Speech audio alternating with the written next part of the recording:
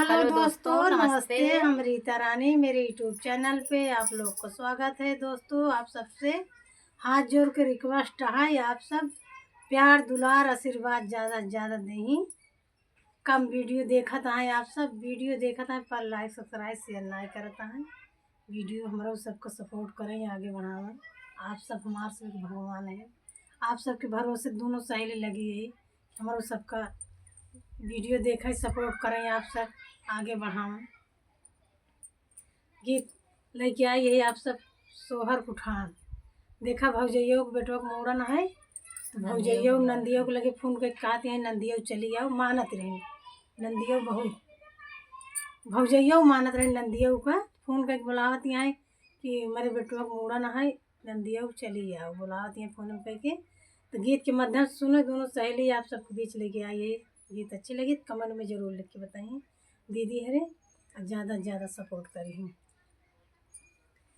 लालन के मूड़न में आई जाऊ रे मोरी ननदी दुलारी, हाय हाय रे मोरी ननदी दुलारी, हाय हाय रे मोरी ननदी दुलारी। लालन के मूड़न में आई जाऊ रे मोरी ननदी दुलारी, हाय हाय रे मोरी ननदी दुलारी, हाय हाय रे मोरी ननदी दुलारी। कठुला लिया मैया गे लालिया मई, कठुला लिया मैया गे लालिया मई।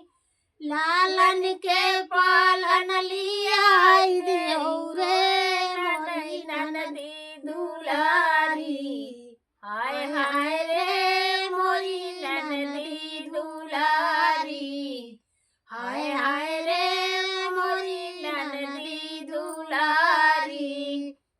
लालन के पालन लिया दिहू रे मोरी ननदी दुलारी, हाय हाय रे मोरी ननदी दुलारी, हाय हाय रे मोरी ननदी दुलारी। लालन के मूड़न में आई जाऊ रे ननदी दुलारी, हाय हाय रे मोरी ननदी दुलारी, हाय हाय रे मोरी ननदी दुलारी। लौतई पालन जेठानी रानी देखई, लौतई पालन जेठानी रानी देखई।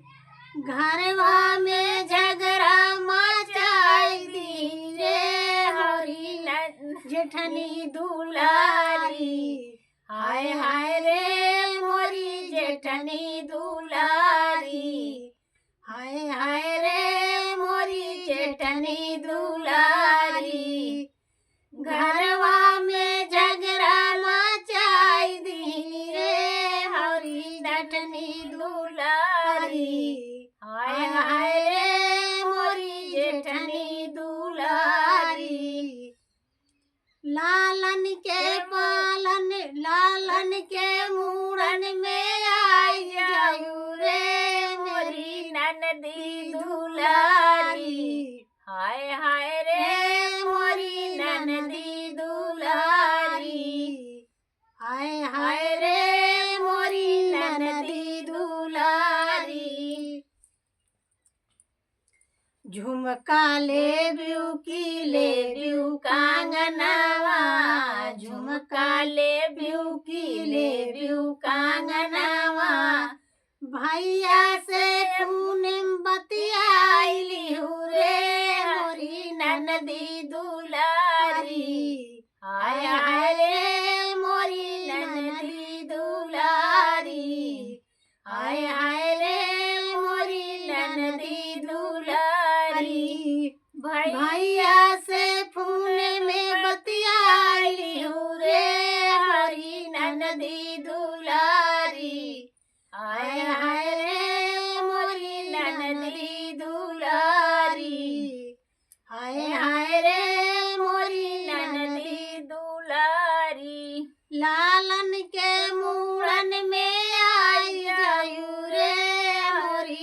नदी दूर